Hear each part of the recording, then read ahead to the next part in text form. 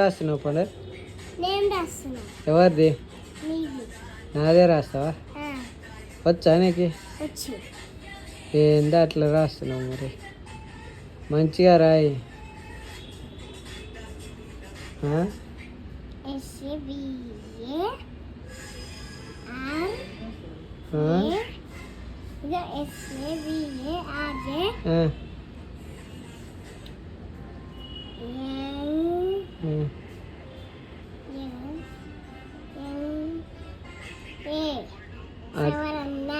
అట్లా కాదు, wrong రాసినావు.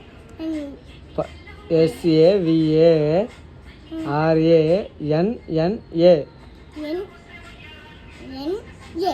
నువ్వెట్లా రాసినావు? NA రాసినావు.